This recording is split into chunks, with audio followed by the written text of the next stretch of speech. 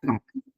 Henrique já iniciou a gravação, então a gente já pode dar início à segunda sessão de comunicações, no turno da tarde, do dia 19 de setembro, do seminário interno da Rede de Pesquisa em Arquivos Literários, né, uma alegria estarmos aqui reunidos, mesmo que virtualmente, né, partilhando saberes, né, e a partir desses diversos documentos em que se desdobram um sujeito múltiplo, um escritor múltiplo, a partir dos documentos entendidos também, né, como provas documentais, né, como registros documentais, provas materiais.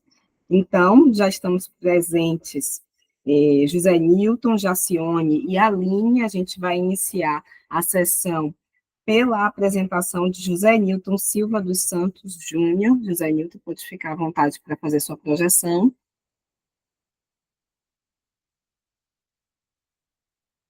Você está com o microfone silenciado. Eu gostaria de pedir para a Aline, ela vai manejar a apresentação para mim, porque eu ia apresentar pelo celular e consegui de última hora um computador aqui. Eu vou até colocar um efeito aqui.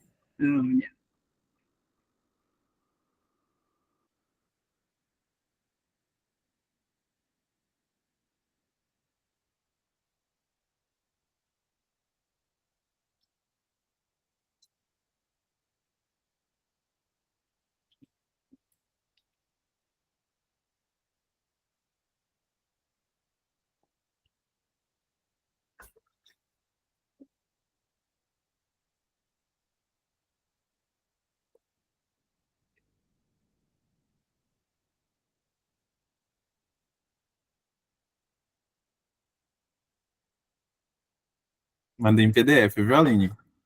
Para ficar um pouco mais fácil. Eu vi como meu PPT provavelmente ia dar algum problema também, aí eu mandei logo em PDF.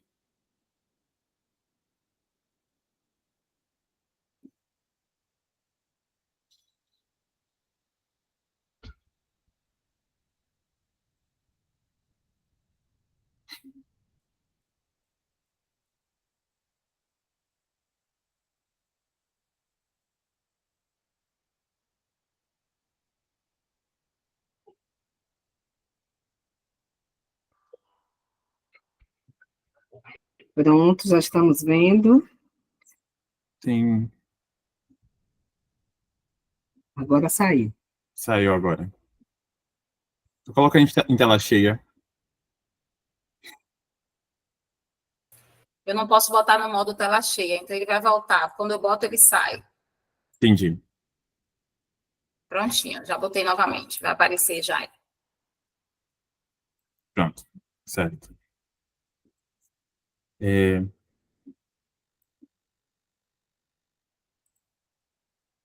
Pronto. Vou seguir assim, ok? Para não tomar muito tempo. Olá, boa tarde. Me chamo José Newton Silva dos Santos Júnior. Atualmente estou como bolsista do projeto que lida com acervos de Dados Tavares, acervo arquivístico, e trouxe para essa apresentação mais um relato de experiência com base no que será futuramente apresentado no Congresso UFBA. Então, trouxe o meu tema do Congresso UFBA, mas também vou trazer aqui para vocês as vivências e relato de experiência quanto trabalho técnico no acervo de Dados Tavares, ok? Então, vou combinar isso com vocês, para caso lá na frente vocês não vejam nenhuma citação, é por conta disso. Bom, os objetivos do meu plano de trabalho, e aí eu venho trazer nessa apresentação apenas o que eu estou atualmente desenvolvendo quanto atividade técnica, a higienização e o acondicionamento dos itens documentais do arquivo pessoal de Dados Tavares, transferidos para o espaço Lugares de Memória da UFBA, localizado em Ondina, aqui no campus de Ondina, da UFBA, fazer a revisão e a realização das notações nos documentos de acordo com o quadro de arranjo do acervo, organizar os documentos de acordo com os critérios de doações já definidos e realizar atividades de revisão nos documentos já codificados. Passar. Bom, Para a minha apresentação, eu decidi dar um enfoque na série atual, a qual eu estou trabalhando, né, fazendo processamento técnico e trabalhando diretamente com ela, que seria a série 02, no quadro de arranjo atual, que é a atuação teórica, crítica e tradutória do Idazo Tavares, do autor Idazo Tavares. Então, essa série é formada por versões de obras que tratam sobre traduções, traduções também de poemas e poesias mais soltas, né, não juntas em livro ou coleção, ensaios sobre obras, no caso seriam essas críticas, né, a parte crítica, sobre algumas obras de outros autores, e também outras produções que tenham relação tanto com essas traduções, sejam elas transformadas em livros, ou elas avulsas, então tem aquelas comunicações, coisas mais formais relacionadas a essa produção, essas traduções, no caso, seja também o contato dele direto com os autores ao qual ele fez ensaios, né? Então, essas outras produções, além de participação também em congressos, que tem relação com essa série essa série 02, Atuação Teórica, Crítica e Tradutória. Pode passar. Algumas produções encontradas, ou ainda não encontradas também, porque a extensão do acervo é gigantesco, como os colegas já apresentaram no começo, então eu estou já lidei com a primeira doação, que estão com as notações de acordo com o arranjo anterior, que o colega Luiz falou um pouco mais cedo, sobre as problemáticas, o desenvolvimento e os desafios do quadro de arranjo, e algumas obras que são exponenciais para ele, inclusive que é possível encontrar na internet, sobre essas obras, seriam, no caso, alguns ensaios, como o Canção de Fogo, faltou um C cedilha ali, Rides Again, Estudos e Catálogos, Mãos, a Poesia Neobarroca de Maria de Conceição Paranhos. Ou seja, são apenas alguns exemplos de ensaios que futuramente, provavelmente, eu estarei trabalhando arquivisticamente falando, porque pode estar dentro de produções artísticas, por exemplo. Então, há esse diálogo também dentro da própria equipe sobre as séries que estamos trabalhando atualmente. Então, é só alguns exemplos exponenciais.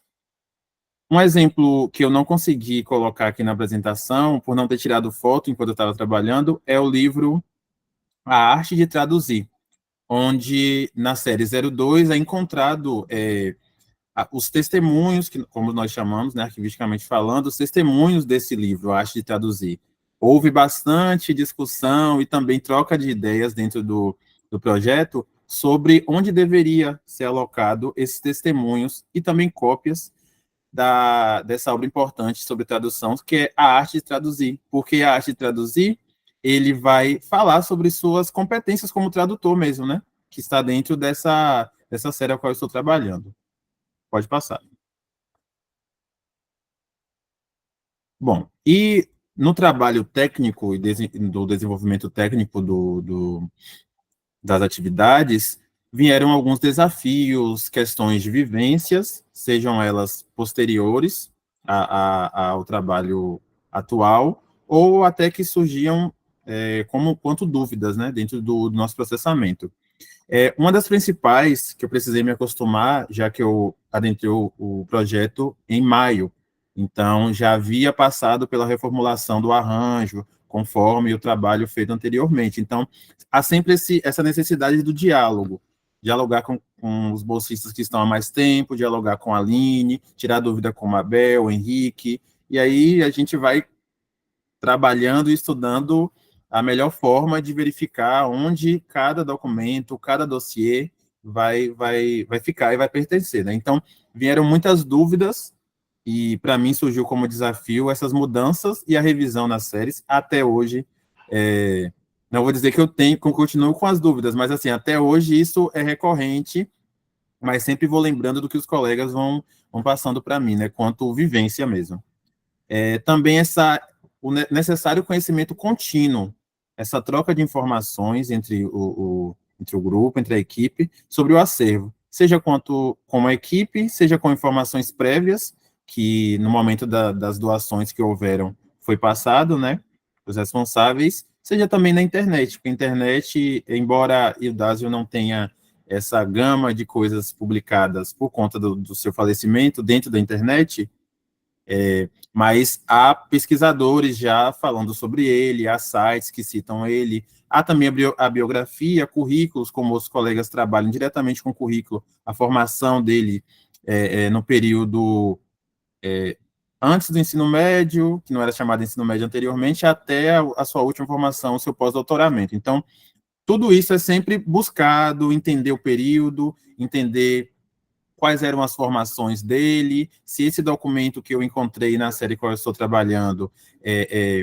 tem relação direta com a minha série, ou faz mais sentido numa série do arranjo, né, de outro colega que está trabalhando no momento. Então, é sempre esse diálogo constante. E vem também uma inquietação que surgiu nos últimos meses em relação à equipe como um todo, né, do arquivista enquanto investigador, pesquisador, juntamente com o trabalho técnico. E olha que aqui eu não coloco versos, né? Não há versos dentro da nossa equipe.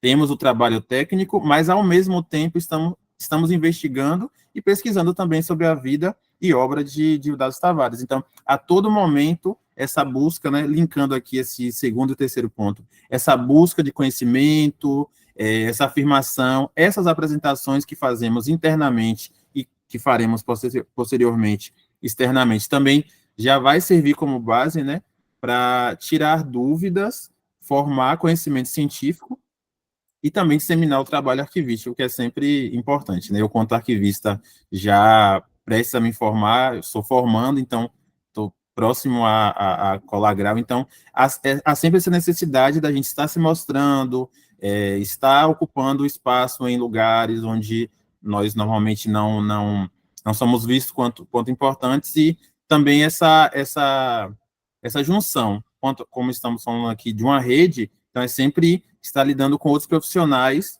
e agregando conhecimento. Nos próximos slides, pode passar, Lina, eu vou trazer só alguns documentos que fazem parte da série 02. Aqui eu trouxe, né, como inquietação, dúvidas, vivências, desafios, o arranjo mais novo, que está uma imagem mais distante, e o arranjo mais antigo, que eu peguei e tirei um print do PDF.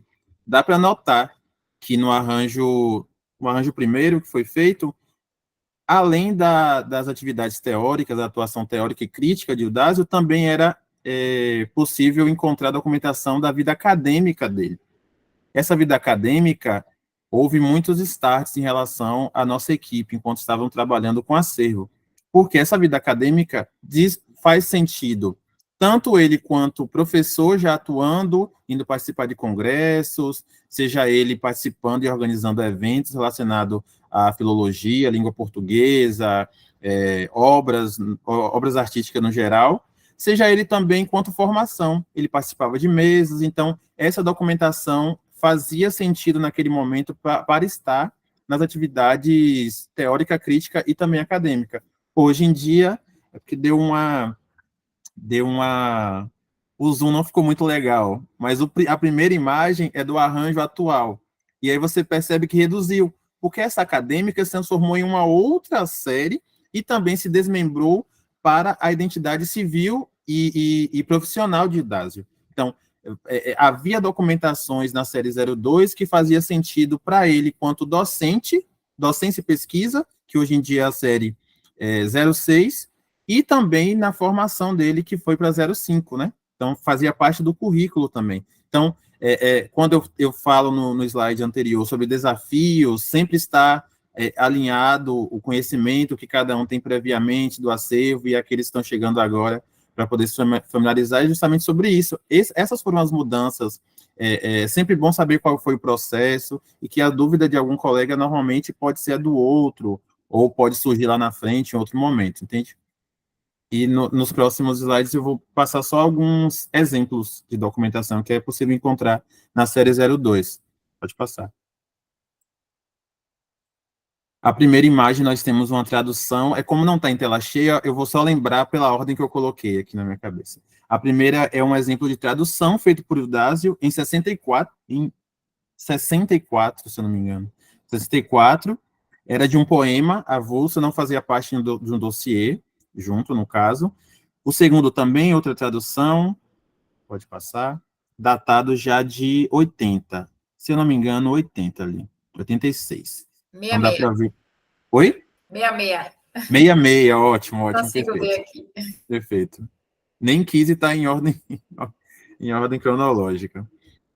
Alguns exemplos também de informações, quando ele era convidado, né, por ser essa pessoa com atuação tradutória, crítica, ele era convidado para eventos que tinha relação, e aí também esse trabalho, né, sempre, colega, faz sentido estar na 02, aí a gente vai tirando essas dúvidas com a equipe, em geral.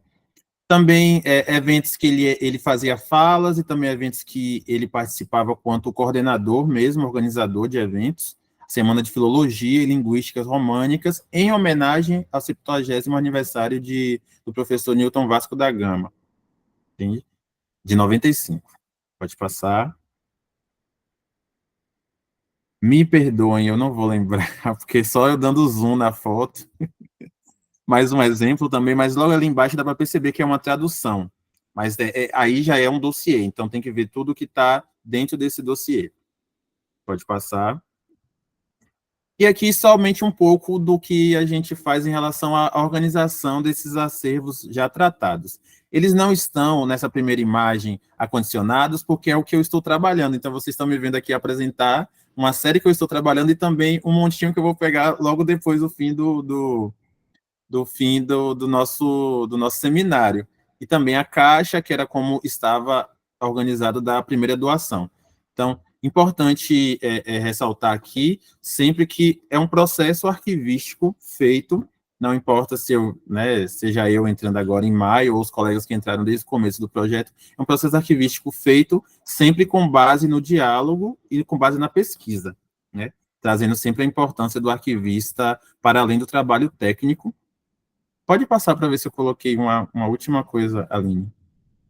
E aí, como eu estou trazendo um relato de experiência, eu não trouxe as definições. Gente, vocês vão me perdoar, a Mabel vai me puxar um pouquinho a orelha, mas é porque essa apresentação ela vai dar uma encorpada para o Congresso UFBA. Eu espero muito que vocês estejam para participar, verem os nossos resultados depois, porque vai ser aí eu referenciando o que me desperta curiosidade, o que me desperta, o que eu consigo fazer relação com o trabalho técnico que eu estou fazendo. Então, classificações de documento, foi o meu tema de TCC, inclusive. Então, essa relação do arranjo, a construção do arranjo, em relação à classificação de documentos é uma função que é muito bem entendida dentro do contexto de arquivos públicos, como o professor falou pela manhã, né? Então, quando chega no acervo pessoal, né, no arquivo privado, quais são as características que a gente deve levar em conta, em consideração, sobre a classificação de documentos?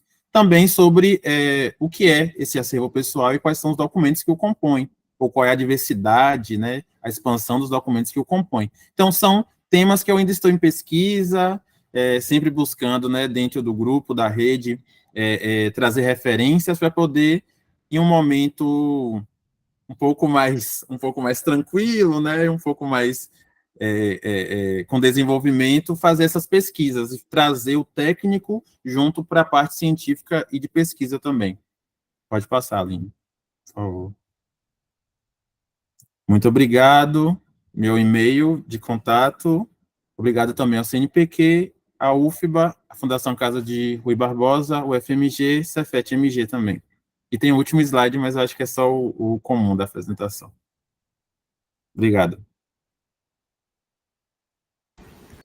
Obrigada, José Newton, pela sua apresentação, seu relato pessoal, né, que nos trouxe, assim, várias questões, já anotei aqui para a gente conversar daqui a pouco, né, vou dar seguimento agora à nossa sessão de comunicação, convidando, então, cadê isso aí? Jacione Oliveira Gonzaga, que vai fazer a sua apresentação, intitulada Documentos de Arquivo Produzidos pela Atividade Jornalística, Um olhar sobre os recortes de jornais no arquivo pessoal de Eudásio Tavares.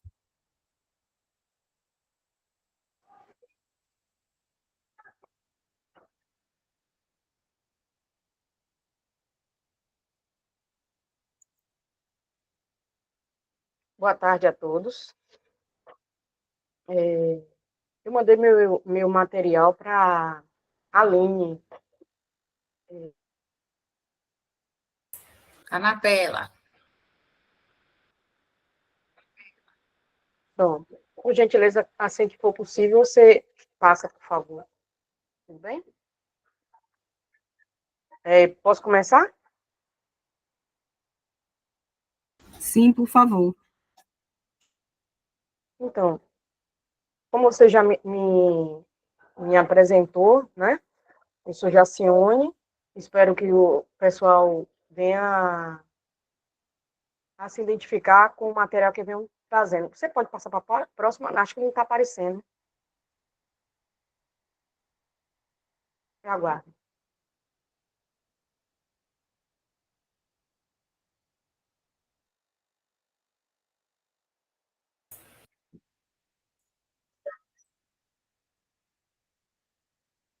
Tudo dos acervos da produção literária de Eudásio, né? Que inserido no perfil de escritor ou intelectual múltiplo, considerando a sua diversidade, né? A vasta materialidade autorais, o acervo série de atuação jornalística entre 1960 a 2010, foi onde foi possível observar o elevado nível de influência sociocultural do baiano escritor docente da UFBA. Né? Pode passar para mim, por favor?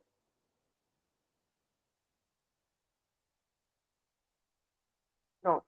Eu pretendo trazer uma pequena introdução à análise desse acervo trabalhado, que a princípio está concluído, porém, eu acredito que venham a surgir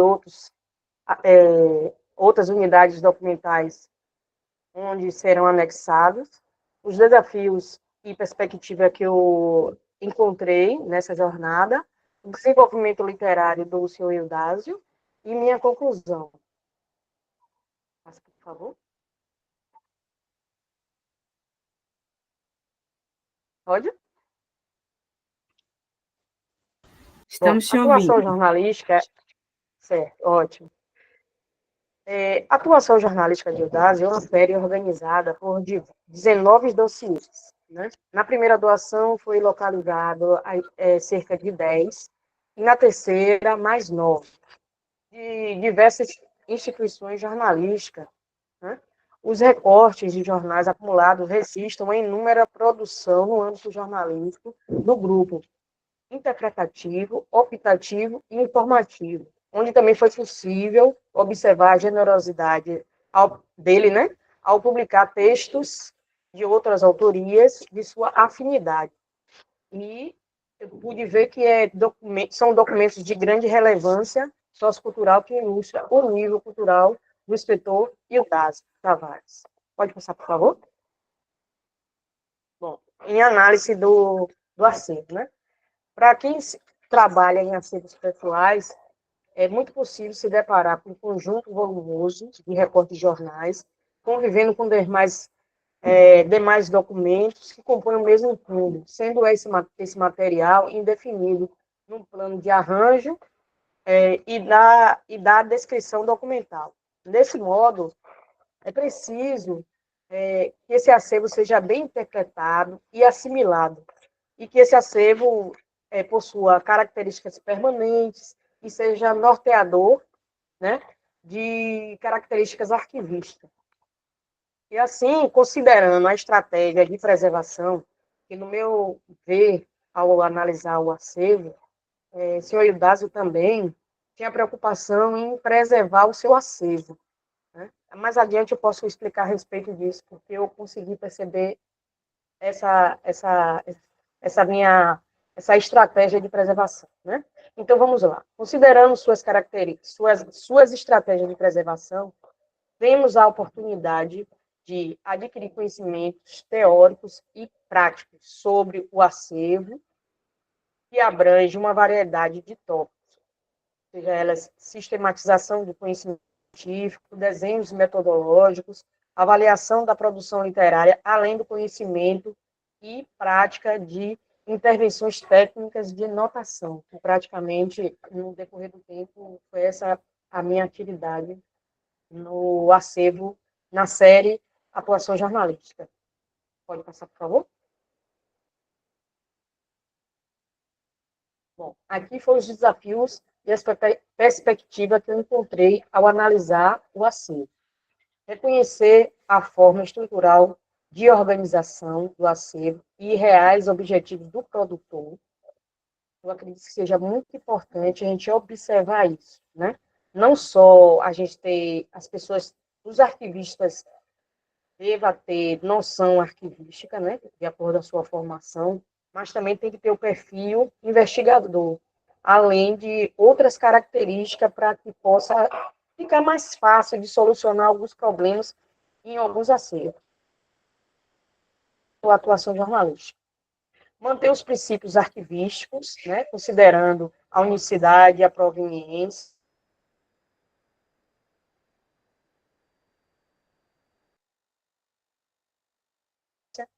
um que eu destaco também é a territorialidade, né? É bom sinalizar. Apesar do acervo considerar, o profissional deve considerar a sua territorialidade onde esse acervo foi publicado, inclusive. Manter a cronologia para facilitar o acesso à informação e aos dispositivos literários, né? Conservação preventiva dos suportes e dos fragmentos, porque a gente tá falando a respeito de recorte de jornais. Jornais, por si só, já é ácido e frágil. Então, é bom se pensar como preservar esse material intelectual, né? Que traz tanto conhecimento em específico. Algo que também eu percebi que era um grande desafio é a extensão do conjunto documental. É um volume muito grande e diversificado, né? Um dos pontos, e não importante, é a separação dos recortes de séries isoladas. Os que se apresentam incompleto, ou sem data, sem nenhuma identificação, sem título do jornal ao qual foi destacado. Então, a gente tem toda essa relevância e que tem que ser observada, né, durante a análise do acervo para distinguir em que série ou subsérie deve ser anexada à unidade documental. Pode passar, por favor? Bom, aí eu trago o desenvolvimento literário.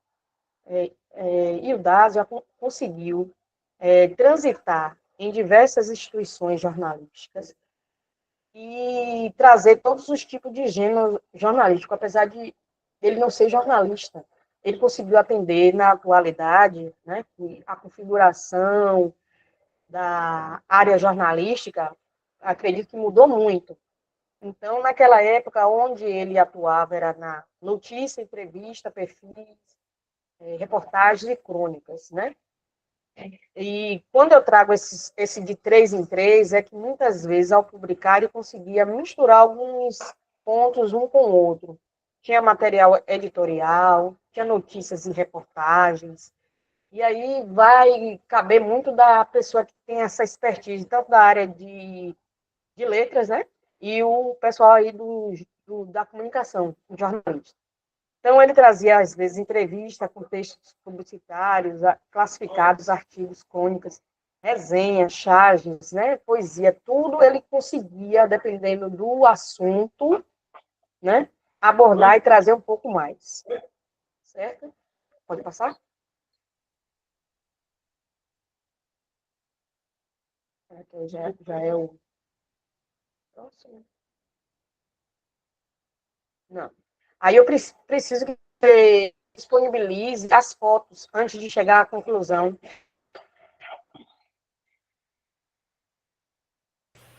Certo, eu vou abrir as fotos que você mandou.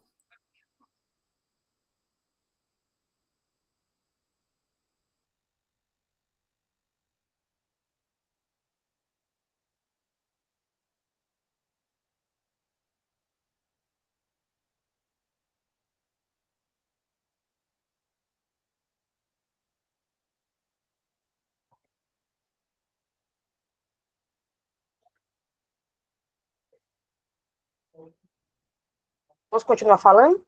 A linguagem jornalística, né, ela é muitas vezes usada através de prosa. Até eu vou continuar.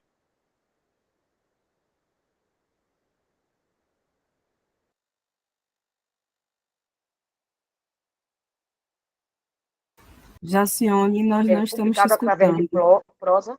Oi. A gente não estava te escutando. Agora, Alô? agora sim, agora sim. Melhorou? Pronto. Sim. Bom, eu trago algumas imagens que refletem a. Não está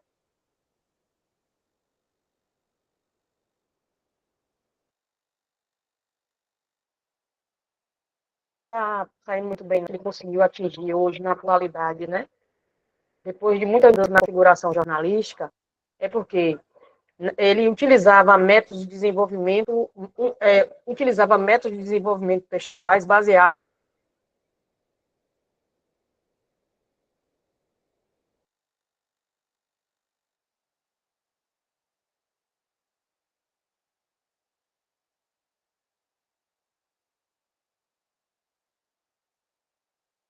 no critério.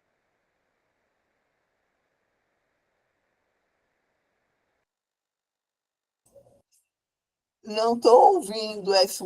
Na época aqui, não era utilizado a técnica do lead.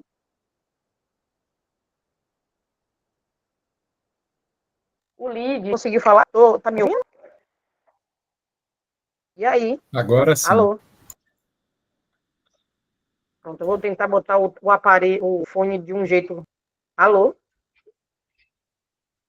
Posso falar? Sim, estamos te Quando ouvindo vocês agora. conseguirem me ouvir, me fale aí, por favor. Tá conseguindo me falar, ouvir? Sim, Pronto, eu vou dar continuidade. Quer que eu repita? sim, por favor. Então, a mais utilizada é a prosa, né? Ela deve ser clara, simples, imparcial e objetiva, expor as informações mais relevantes sobre o tema. E o Dasein, naquela época, conseguiu atingir os critérios básicos do desenvolvimento textual, que seria o que, quem, quando, onde, como e por quê. Todo o material dele consegue trazer e atrair o público na leitura, além de ele ser bastante multifacetado, né? Trazia prosa, poesia, crônicas, histórias, entrevistas, né? Nesse material aí, na época de 1968, ainda não era utilizada o lead. O lead é um recurso onde vem um texto logo após o assunto, né? Que representa a parte jornalística que se encarrega de apresentar as principais informações da matéria, né?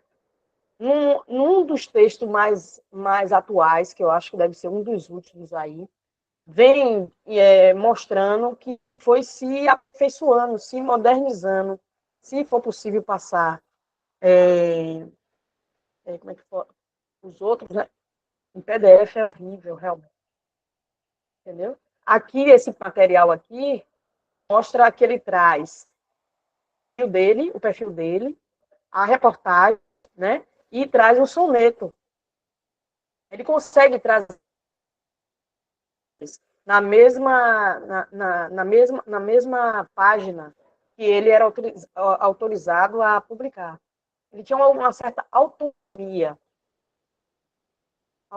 de discutir sobre o assunto e trazer um paralelo, percebe? Século XVII ao século XX.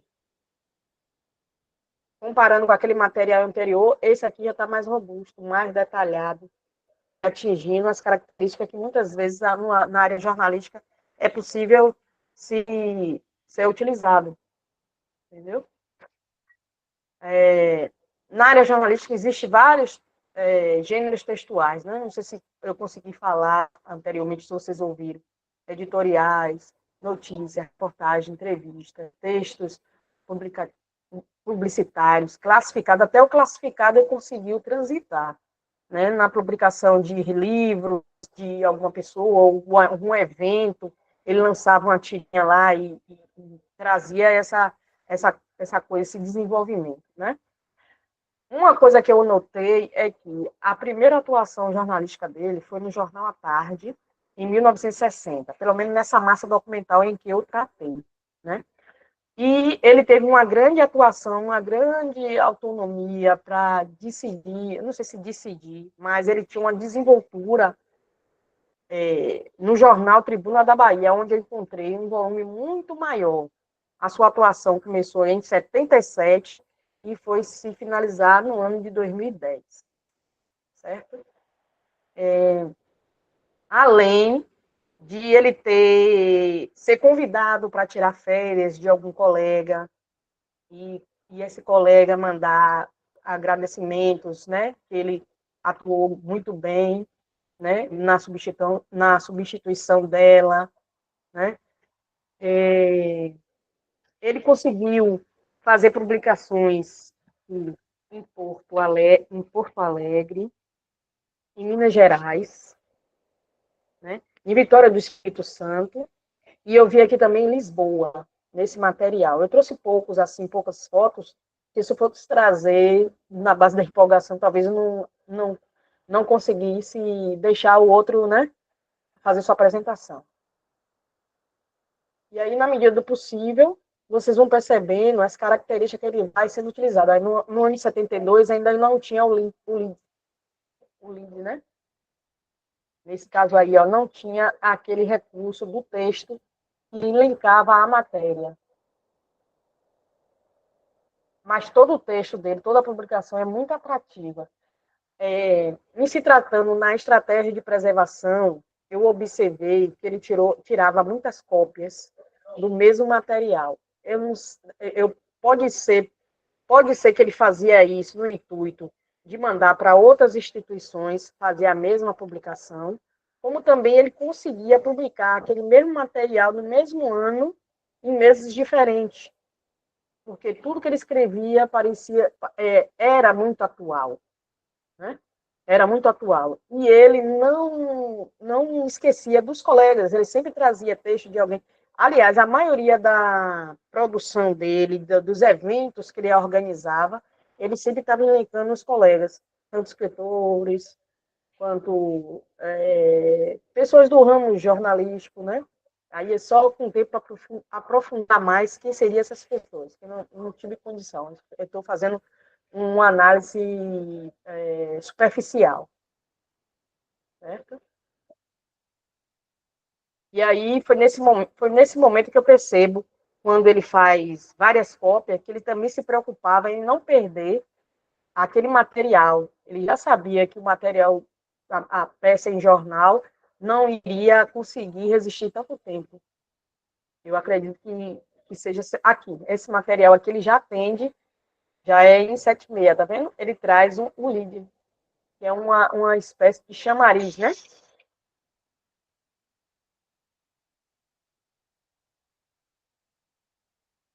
A Aru tá chegando aí, é?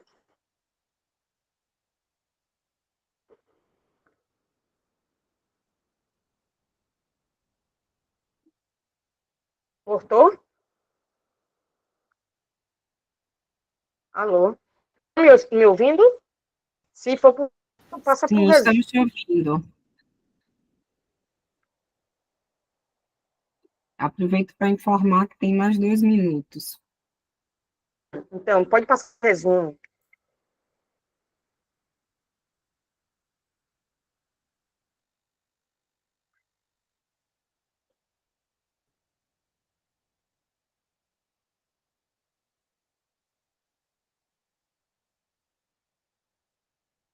Pronto, cadê o resumo?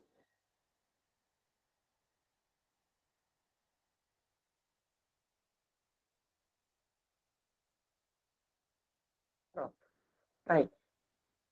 Durante o tratamento, foi lá. Tá conseguindo me escutar? Sim, Estão me escutando? De novo esse aparelho, meu sim, estou te Deus. escutando. Pronto.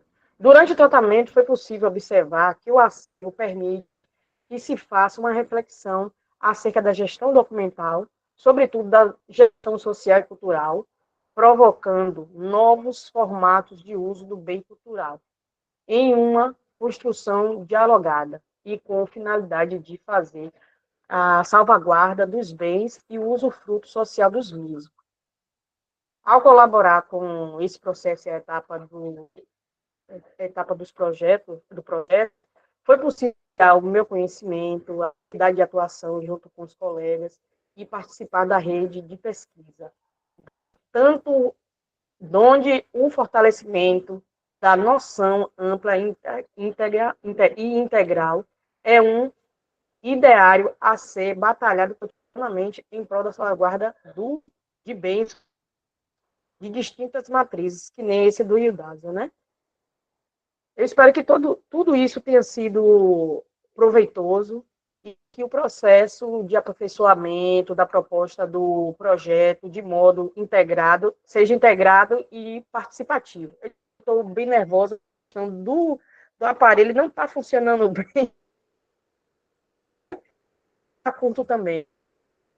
Se tiverem alguma pergunta a fazer, estou à disposição. Obrigada, Não sei se eu consegui Jacione. falar tudo.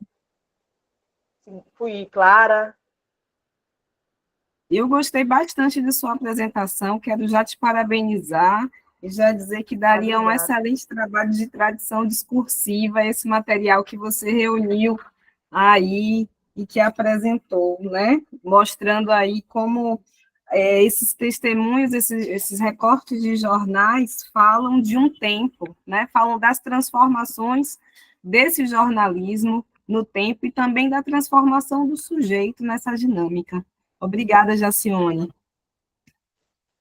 Eu escutei bem tudo, espero que as pessoas tenham conseguido me escutar, pelo menos uma boa parte, né? Mas eu agradeço a presença de todos também. Gostaria de falar bem mais, mas eu percebo que o tempo está curto e o que me fez falar um pouco mais, acho que foi cortado. E aí eu tive que ler, tive que passar para não deixar de ser os importantes que eu queria estar desenvolvendo. Tudo bem? Ok, obrigada. Agora a gente passa a palavra para a Aline. Oi? Podemos seguir com a Aline Silva de Carvalho, Bittencourt da Costa e Souza. Eu já começo agradecendo a Aline pela gentileza de ter passado os slides dos colegas, né? Manuseado aí a tecnologia. A Aline vai falar da memória em pedaços, a preservação digital do acervo diversificado de Eudásio Tavares. Boa tarde, eu vou só abrir aqui agora a minha apresentação. Eu já estava fechando a de todo mundo, porque senão fica pesado. Estava com muita coisa aqui na tela.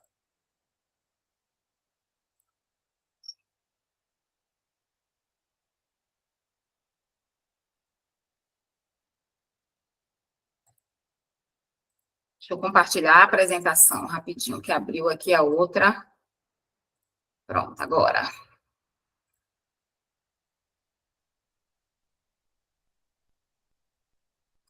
Bom, boa tarde mais uma vez. Eu não estive pela manhã, me apresentei rapidamente na primeira sessão de comunicações, mas eu sou a Aline Carvalho, eu sou arquivista, especialista em gestão de documentos e informação, e agora estou fazendo mestrado em ciência da informação. Faço parte da equipe de Eudásio Tavares, e junto com essa turma aí que apresentou belíssimo os seus trabalhos, nós estamos fazendo o tratamento desse acervo, que envolve todas essas etapas aí que já passaram, né?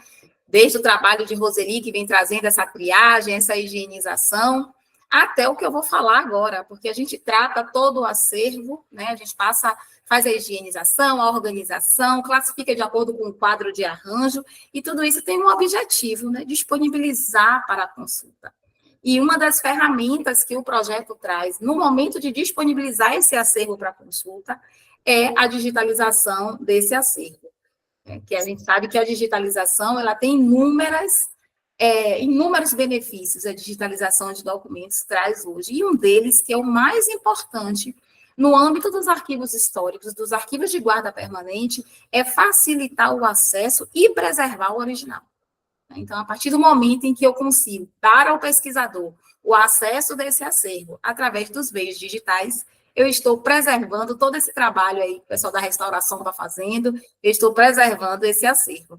Então, é um pouco sobre essa digitalização, os desafios, porque tudo no acervo de Iudásio tem desafio, e não seria diferente com a digitalização. Então, a digitalização ela também traz aí uma série de desafios para que a gente consiga chegar nesse objetivo final, como eu passei para vocês, que é disponibilizar, né, esse acervo para o pesquisador, para o público em geral. Então, esse trabalho, ele integra, né, essas atividades, né, no âmbito desse projeto de rede de pesquisa e arquivos literários, que é coordenado pela professora doutora Evelina, pela professora Eliane e pelo Reinaldo. Tá? Essa comunicação agora, ela tem como esse foco, como eu já adiantei aqui um pouquinho, os desafios enfrentados e as soluções que nós adotamos para realizar esse processo de digitalização. E aí a gente traz e ressalta bastante a importância da preservação digital, né, como meio de garantir aí esse acesso contínuo, né, a essas ricas e fragmentadas.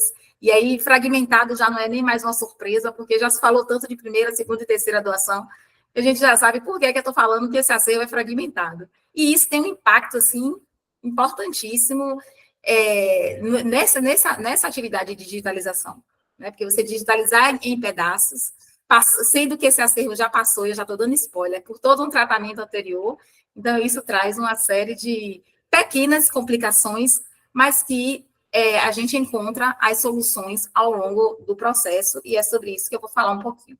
Claro que eu tenho que falar, trazer esse conceito aí para vocês da digitalização, e eu trago aí um conceito do Pablo Soledade, porque ele deixa muito claro que a digitalização não é só a captura, e isso é algo que a gente precisa deixar bem evidente, né? O processo de digitalização, ele é muito mais do que a etapa de captura. Então, ele diz que a digitalização de documentos arquivísticos, ele traz essa digitalização como um conjunto de processos que propicia a derivação de um representante digital de um documento arquivístico originário de um estado analógico. Então, nós temos aí todo o acerto, que o pessoal está mostrando, a gente vem trazendo para vocês, muitos aqui já conhecem, no estado analógico, no suporte papel, em suporte filme, temos diversos suportes lá no acervo de Iudásio, e a digitalização a gente ter um representante, né? E a etapa de captura, ela é apenas uma de todo esse processo, e a gente sente todo esse processo no trabalho lá no arquivo de Iudásio, porque a gente precisa renomear o arquivo, a gente precisa ter um controle de qualidade, a gente precisa fazer uma conferência, e tudo isso, sim, faz parte do processo de digitalização de documentos. E aí eu trago também o conceito, que é importante, e está lá na minha abertura, de preservação digital, né? Que aí a gente traz esse conceito nesse quesito de designar, assim, a preservação como um conjunto de atividades ou processos responsáveis para garantir o acesso. E aí nós estamos falando de um arquivo histórico, nós estamos falando de documentos fragilizados, e a digitalização, como eu falei lá no início, ela traz esse ponto principal aí, que é dar o acesso. Tá? Hoje nós já temos aí, muito se fala de digitalização para descarte, mas isso aqui não se aplica. Tá? Então, ela deixa de ter esse fim, jamais teria num arquivo histórico, e tem aquele fim essencial, que é o de dar o acesso, preservando a documentação. Então, a preservação digital, ela consiste nessa capacidade, né, de garantir que a informação permaneça acessível e com as qualidades de autenticidade suficientes para que possa ser interpretada no futuro, recorrendo a uma plataforma tecnológica diferente da utilizada no momento de sua criação. Então, quando eu falo da digitalização, eu falo de todo um processo técnico para que a gente tenha um representante digital daquela imagem, para que a gente consiga dar acesso dar acesso desse representante digital. Mas quando eu falo da preservação digital, e isso é importantíssimo, trazer essa questão da preservação digital, eu já estou falando de meios que nós precisamos ter para garantir que, ao longo dos anos, esse arquivo... Achou ela? Então, não é só a gente capturar... O saco é seu e o outro é dela. Não é só a gente Gostei da parte que me toca. Jaciane, seu áudio está aberto. Fecha. Obrigada. Então, a gente não. A digitalização é toda essa parte técnica, mas a gente precisa também estar atento, e foi por isso que eu quis trazer esse conceito aqui, as questões de preservação. Eu preciso garantir que esse acervo digital vai continuar sendo acessado, que ele vai continuar cumprindo a sua finalidade, que é de dar acesso à informação ao pesquisador. Então, a gente precisa aí pensar também nessa questão da preservação digital, e quando a gente traz aqui as questões relacionadas às dificuldades e tudo mais relacionado ao acervo de Eudásio, uma das questões é essa. Bom, diferentes doações, né? E esse é o nosso primeiro grande percalço nas atividades de digitalização. Então, a gente tem aí a doação da década de 90, a gente tem uma segunda doação durante um projeto da primeira doação, lá em 2018, mas que ela não é tratada, e a gente tem agora a terceira doação em 2023. E por que isso é o primeiro grande percalço nas atividades de digitalização? Porque quando a primeira doação ela é tratada lá em 2000, a de 94 é tratada lá em 2016, 17 até 18, ela é digitalizada. Ela recebe notação, ela é organizada, ela passa por todas as etapas de triagem, higienização, organização, classificação de acordo com o quadro de arranjo, recebe notação, tá? Ela recebe uma notação que é o reflexo do quadro de arranjo antes da revisão, e ela é digitalizada. Então, a gente começa o projeto em 2023 com um arquivo digitalizado, mas que reflete a organização e o quadro de arranjo e os métodos e as práticas lá de 2016 a 2018. Então, esse a primeira coisa a se pensar bom, nós atualizamos o quadro de arranjo, é o primeiro desafio, né, que se apresenta nesse trabalho. Nós atualizamos o quadro de arranjo, as séries foram modificadas e nós temos aí uma quantidade significativa de documentos digitalizados. Então, como aproveitar ou digitalizar tudo de novo? Então, aí a primeira decisão que precisa ser tomada. Então, nós temos aí as mudanças no quadro de arranjo, anotação na documentação, uma documentação digitalizada, né, pronta para ser consultada, mas com códigos e organizada, porque não é só anotação, né, tem a organização, e aí eu trago esse segundo desafio aí, que é essa necessidade de atualização na primeira doação, porque você tem toda uma organização do seu arquivo digital, mas que está sendo modificada, né? Assim como o arquivo físico. A partir do momento que o quadro de arranjo ele é reestruturado, o arquivo físico ele também é reestruturado na maneira como ele foi pensado e organizado. Então, a gente traz aí essa necessidade de atualização na primeira doação, né? Eu até repeti aí aqui 2 vezes, de tão grande que foi a necessidade de atualização, acabei repetindo. E a gente encontra, além dessa primeira constatação, a gente percebe também, quando a gente começa a fazer as atividades de digitalização e a mexer nesses arquivos digital, diferenças significativas entre o físico e o digital na primeira doação.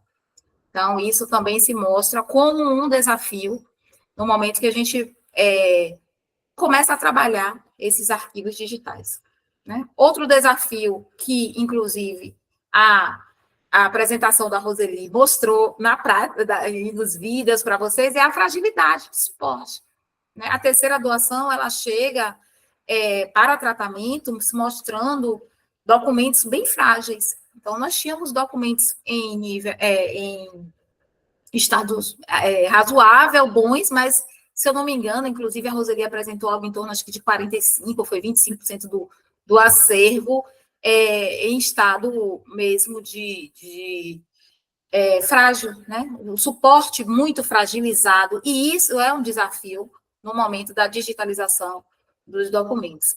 Também na segunda e terceira doação, nós começamos a encontrar grandes formatos, que também a gente vê, num primeiro momento, como um desafio, né? Porque a gente tem todo vamos dizer assim, equipamentos, métodos e técnicas para trabalhar com um documento A4 até A3, a partir do momento que os grandes formatos eles chegam no acervo, a gente já precisa criar uma estrutura diferenciada para trabalhar com isso. Bom, mas se tem desafios, a gente tem que pensar em soluções. E aí as soluções, elas começam a aparecer, e a primeira solução que a gente vê precisamos aproveitar esse acervo digitalizado, né? Um acervo com um tamanho significativo e já digitalizado. Então, a gente pensou, trouxe como solução dentro do projeto o uso do sistema EIB, né, que é um sistema que permite o tratamento do PDF. E aí eu trago aí na tela para vocês o documento da primeira doação com anotação e esse mesmo documento, tá? Eu estou falando aí do representante digital. Tá? As imagens que eu trago em tela são imagens do representante digital. Não é a primeira doação, apagou e bateu a foto, não. É o representante digital com anotação, o antes e o depois, que esse representante digital passa pelo tratamento no sistema EIB, onde a gente vai lá e retira apenas a anotação. E com muito cuidado por conta das marcas de proveniência. Então, já deixando aqui bem claro esse cuidado em cima da apresentação também da colega. Então, a gente vai com muito cuidado e tira apenas o que foi inserido na documentação, já que não faz mais sentido. Porque muitos códigos, muitas séries, inclusive, mudou totalmente. E aí não faria sentido manter, claro, que para a história, inclusive, do projeto, a gente trabalha em cima de uma cópia desse acervo, desse arquivo digital. Aqui, como curiosidade, eu vou mostrar para vocês como é que a gente faz esse procedimento. Como é que nós apagamos a imagem do EIB. Então, você tem aqui a digitalização com a anotação, tá? A anotação está aqui. O sistema EIB, vou mandar abrir o arquivo com o EIB. Ele já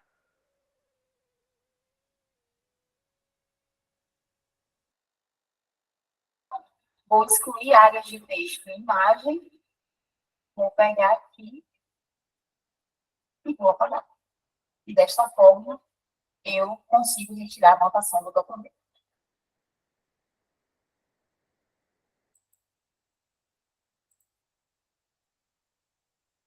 Bom, então vocês viram aí que é um procedimento razoavelmente rápido. E por que eu digo razoavelmente rápido?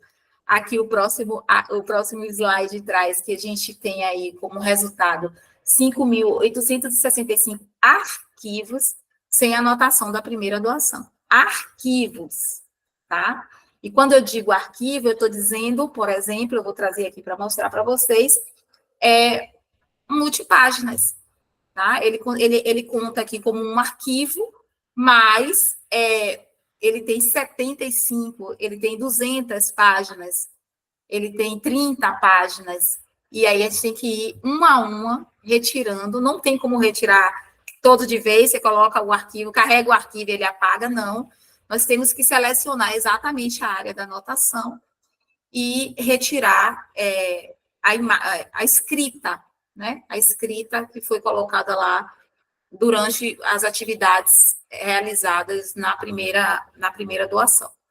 Então, a gente tem aí um trabalho árduo, mas que se mostrou uma opção para a gente conseguir aproveitar esse acervo, né? Esse arquivo já digitalizado, né? Essa digitalização.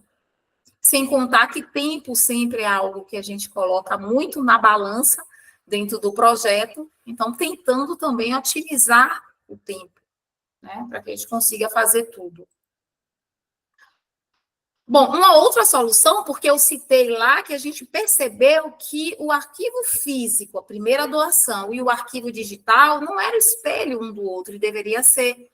Então, o que a gente precisa fazer com isso? A partir do momento que a gente começa a perceber inconsistências, a gente passa a fazer um trabalho de conferência, sabe? Um trabalho, assim, rigoroso de, vamos chamar de cara crachá, analógico, representante digital. Aqui nós temos, nessa caixa, 30 dossiês, cada dossiê X número de folhas. Vamos olhar também o arquivo, abrindo pastinha por pastinha, para poder fazer essa conferência e garantir que, já que vamos aproveitar o trabalho de digitalização feito,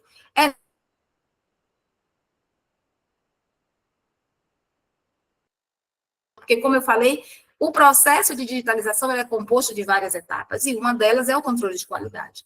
Então, a gente traz também para essa dificuldade que a gente encontrou, nesse desafio, na verdade, para esse desafio que a gente encontrou das inconsistências, esse trabalho que já foi realizado, inclusive concluído, de conferência de todo o acervo digital da primeira doação. Bom, e para todas as demais, né, desafios encontrados, a solução é a digitalização dos documentos. Então, se tal documento não foi digitalizado, se a inconsistência encontrada foi essa, digitalizamos a documentação e inserimos exatamente no local, mesmo sendo, vamos supor, um documento multipáginas, um PDF deveria ter 70 páginas, o físico tem, o representante digital tem 30, a gente consegue digitalizar e inserir essas folhas exatamente na mesma ordem do original. Então, essas também são soluções que nós estamos adotando para resolver essas inconsistências encontradas. E trabalhando com o scanner semiplanetário, que é um scanner que não só nos dá segurança de trabalhar com a documentação fragilizada, tá? Porque a gente não pode utilizar um scanner de tração dentro do arquivo, os riscos da sucção do documento é muito grande, então nós estamos trabalhando aí com o semiplanetário, que atende nesse sentido e atende também as questões relacionadas aos grandes formatos, porque a gente consegue digitalizar um tamanho maior e a gente consegue também, através de mexidas, levanta o scanner, enfim, fazer com que ele digitalize tamanhos maiores. Bom, aqui são as minhas referências. Muito obrigada.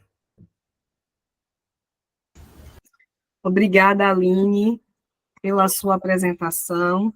Muito interessante ver esse olhar retrospectivo para diferentes práticas arquivísticas e como essas atualizações tecnológicas trazem soluções e novos desafios, né? E aí, antes de passarmos às perguntas, eu queria somente fazer um breve comentário sobre as apresentações, também fazendo link com a palestra do professor Reinaldo Marques pela manhã, né, como a gente vê 3 arquivistas com experiências distintas, né, trazendo aqui as suas vivências e como essas vivências confirmam e consolidam uma modificação muito significativa na área, né, quando a arquivologia traz o seu olhar para os arquivos literários, uma transformação na metodologia, nas práticas, nos conceitos se operam, e vocês estão fazendo isso, né? Vocês estão produzindo esse conhecimento. A gente sabe que a grande parte do curso de arquivologia, dos cursos de formação em arquivologia, ainda estão muito centrados nos arquivos institucionais, né? A discussão sobre arquivo literário é muito recente, né? Então eu quero, né, parabenizar vocês por essa produção de conhecimento que para a gente é muito necessário.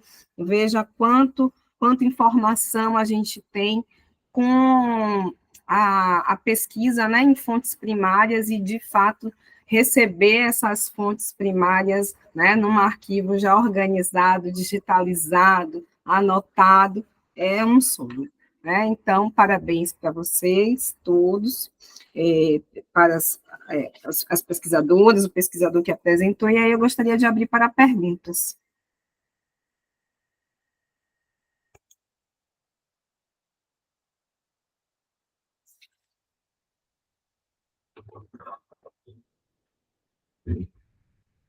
Perguntas, comentários, dúvidas, fiquem à vontade. Li Leal, Roseli. Eu não tenho pergunta, não, era só comentário.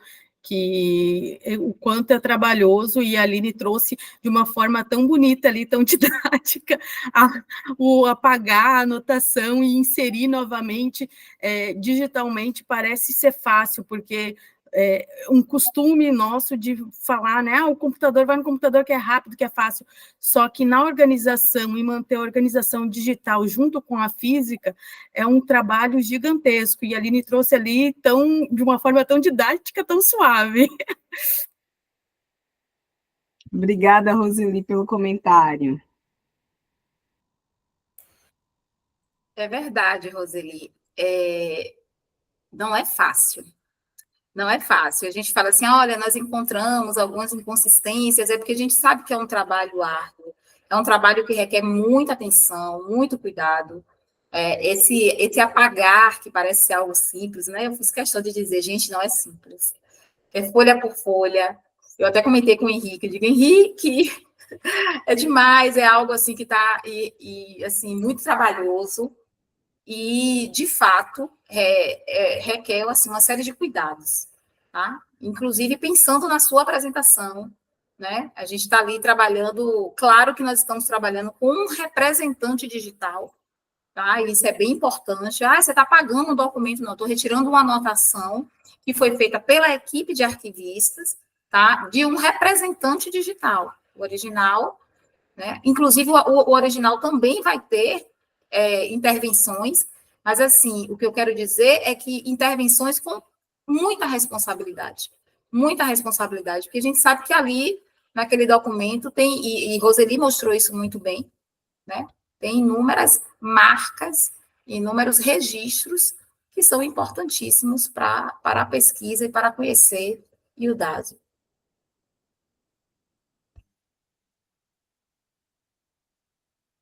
Perfeito. Quando você mostrou apagar, Aline, eu trabalho com os manuscritos de Gênesis da Mulher de Roxo. Aí eu fiquei, ai, meu Deus, ela vai apagar.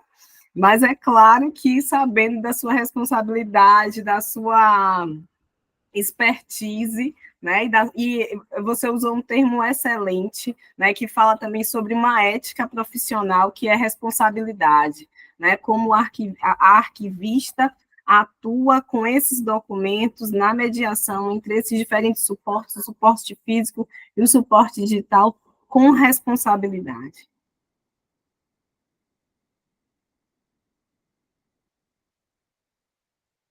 E, podem ficar à vontade para fazer os comentários, porque eu tenho uma lista aqui, senão eu vou monopolizar a sessão de perguntas, por favor.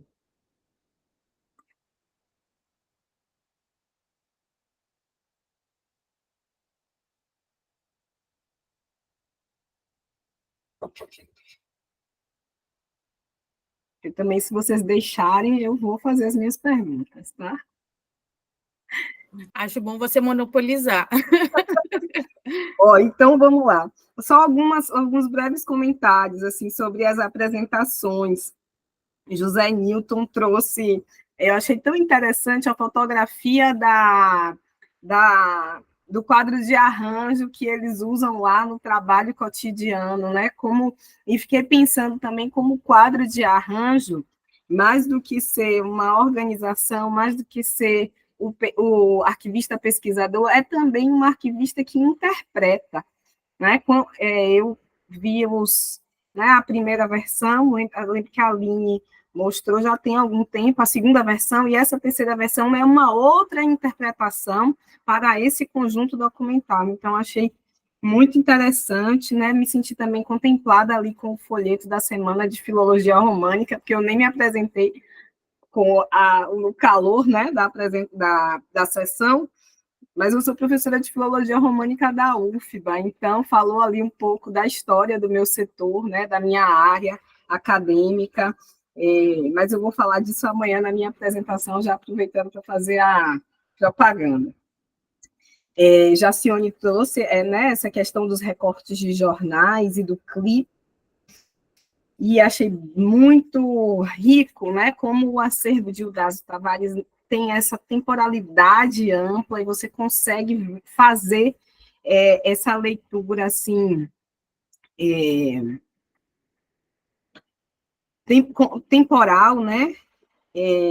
Muito interessante. Ela trouxe também um recorte da tradução que ele publicou de poemas de Robert Frost, né? Depois ele vai trazer esse poema, vai transformar, vai tomar esses poemas como ponto de partida para produzir textos teatrais, né? Quem fez esse estudo foi a professora Rosa Borges, né? Na versão anterior do projeto de pesquisa. E aí a gente conclui com a Aline trazendo esse processo de digitalização, trabalhando mesmo com as margens do digital, né? Pensando a materialidade do digital. O professor Reinaldo também falou pela manhã, né? Como esse objeto digital, ele tem uma outra materialidade, ele tem um outro fazer, e ele tem, sobretudo, uma outra função, né? Quando a gente pensa na função desse objeto digital, a gente entende os processos de intervenção, os processos de manipulação de imagem e até a relação dele com o objeto físico. Então, quer dizer, Aline, 5.865 arquivos é uma coisa gigantesca, né? Mas o Dásio faz isso com a gente, né? Tem feito isso comigo também, né? De trazer desafios hercúleos, né? Com a riqueza que esse material produz, né? Sobretudo as leituras que a gente pode fazer desse material. Então, eu quero agradecer, né, pela partilha dessa mesa, né, dessa sessão de comunicações, que nos trouxe, assim, muitas coisas. Eu só queria falar mais uma coisa para José Newton, que eu anotei aqui, que é quando ele traz Cancão de Fogo, Rides Again, né, não é canção de fogo, é cancão mesmo, José Newton. É um personagem do cordel. Dê uma busca que você vai ver. Sim. Obrigado, Isabel. Uma Isabel. correção comum. Tem até um time do interior, não sei se é o Colo-Colo, que eles chamam de Cancão de Fogo, fazem essa referência. É um personagem da literatura popular. Perfeito, Isabel. Obrigado. Né? Por nada, imagine. Foram essas as minhas anotações. Se vocês quiserem fazer mais algum comentário, Jacione, Aline, José Newton.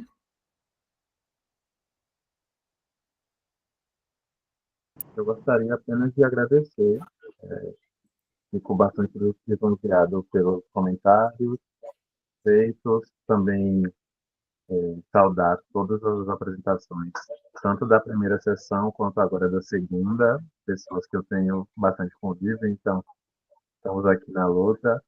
Obrigado, Isabela, pela condução. Ótimo também saber que você é professora daqui da casa. Vamos saber, a gente pode conversar depois, que a gente sempre tem dúvidas assim que possam nos enriquecer, no caso, de conhecimento para futuras dúvidas, porque sempre vão surgir dúvidas dentro do acervo, viu? E parabenizar as outras colegas dessa mesma sessão que apresentaram trabalhos maravilhosos que eu acompanho também de perto. E também outras visões, como você bem exemplificou, Isabela.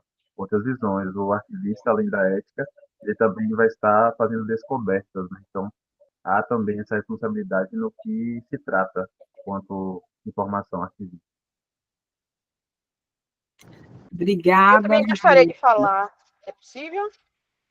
Luiz Rapidinho. pediu a fala rapidinho Certo, e certo. Gisele Então, depois. aguardo. Aí eu posso passar para você, Jacione. Pode ser?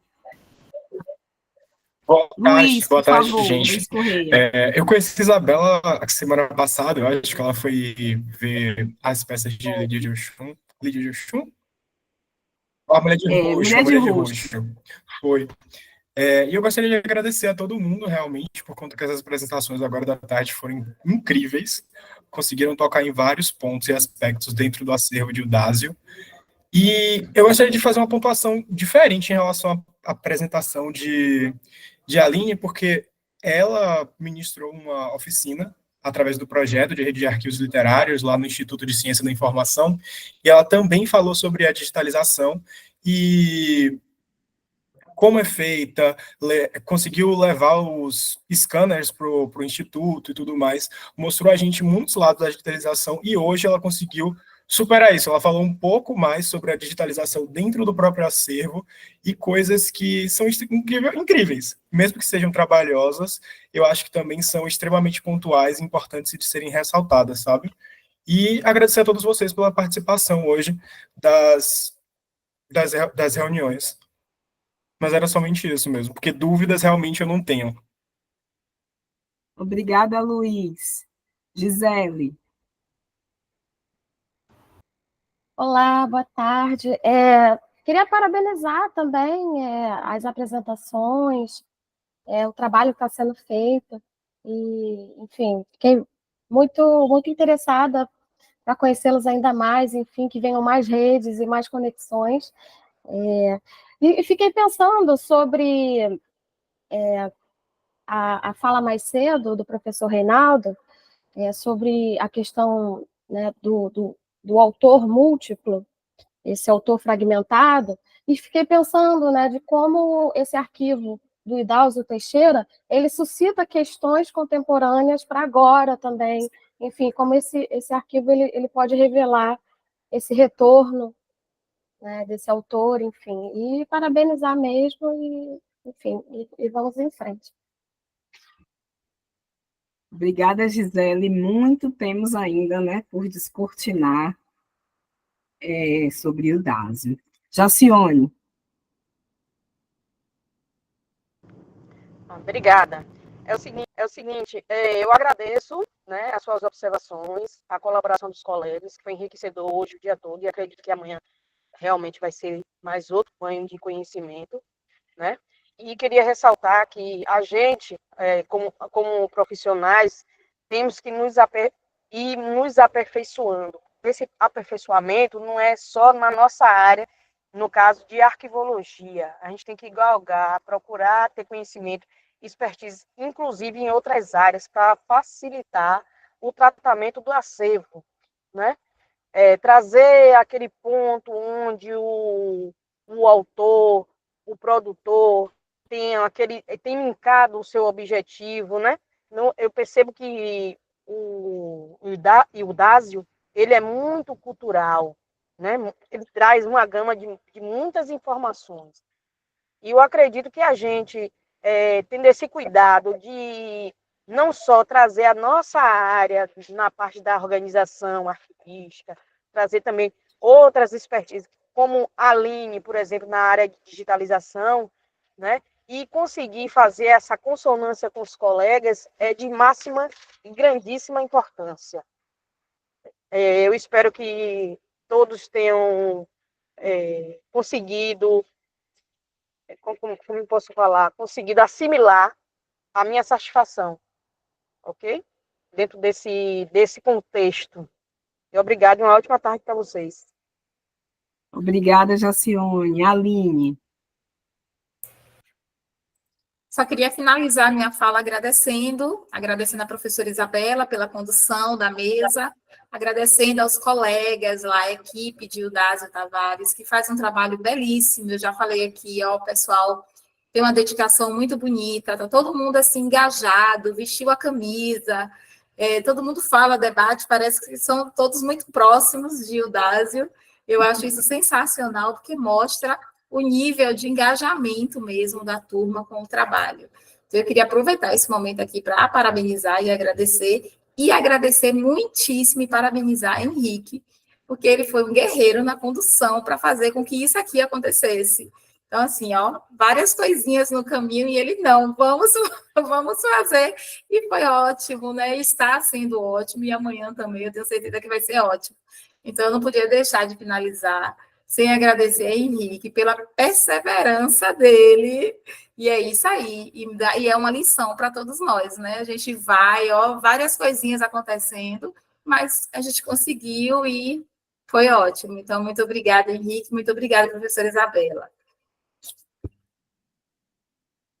Henrique.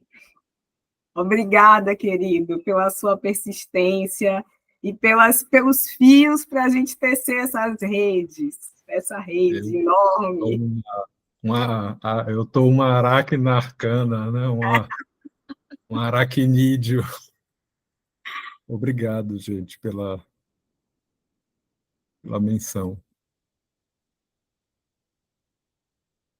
Então, acho que podemos, né, finalizar o dia de hoje, descansar, obrigado nos comentários no chat e até amanhã. Um abraço, gente, bom descanso.